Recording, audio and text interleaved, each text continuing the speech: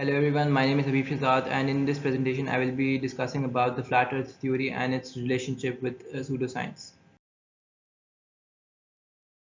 So the flat earth theory claims that earth is essentially shaped like a flat circular disk, and Antarctica or ice walls act as boundaries or outer edges of this disk.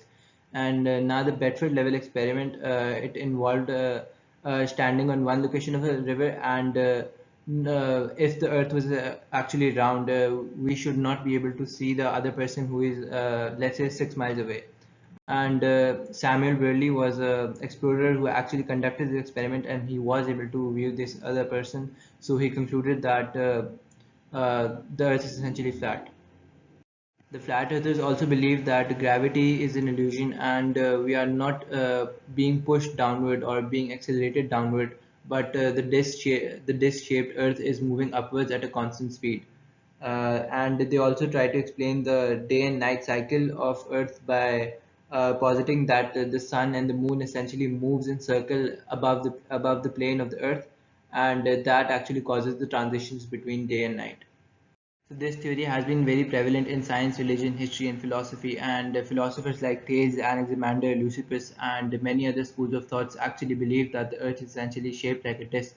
And the more prominent philosopher like Aristotle actually believed that based on his observations, the Earth is essentially spherical and not flat. And now the Flat Earth Society is comprises of many members from around the world, and they essentially get their ideas from platforms like YouTube and other social media platforms, and uh, they formulate conspiracy theories that the Earth is essentially flat, actually flat, but the government and the other institutions are actually lying to them by distorting or hiding the true version of events by using some methods to not let the people know that the Earth is actually flat.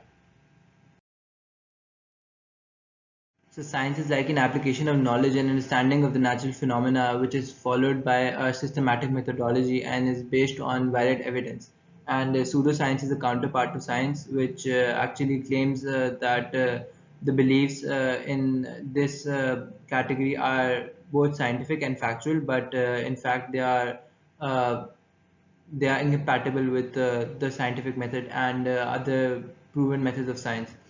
And now the flat earth theory is more of an emphasis on confirmation rather than falsifiability, and it is not connected to other valid scientific ideas such as gravity and Einstein's theory of relativity and other universal models, uh, cosmological models presented by other scientists. So it is not a valid science. So we can say that it is in fact a pseudoscience. Now, the Zagitic method actually claims that the senses of the human mind or the perceptions of the human mind are actually superior to other methods of science. And if the human mind perceives or feels that the Earth is flat, then it leads to a deduction that Earth actually must be flat. And you can see a picture over here that if the Earth was flat, then the lunar eclipse we see would be shown like this. But if it is round, then the whole moon would be covered, because lunar eclipse is essentially the sun, the Earth is blocking the light from the sun, and if it was blocking the light as a disk, so it would form a picture like this, but it is not the case. And the flat earth theory is also does not relate to other basic laws of physics, so it is we can say that it has a lot of knowledge gaps. Now, if the ideas like flat earth theory go to the educational systems, and these beliefs can actually lead the people to have an inaccurate understanding of the universe and the natural world. And science is like one of the most important channels of knowledge, and it has a very specific role in advancing the society and creating new knowledge. And if we have an inaccurate understanding of the world, and if we follow a wrong cosmological model, then it actually creates a lack of knowledge, and It also hinders our the possibility of improving further, making new technology and exploring further. And these pseudoscientific ideas can actually harm the very nature of science.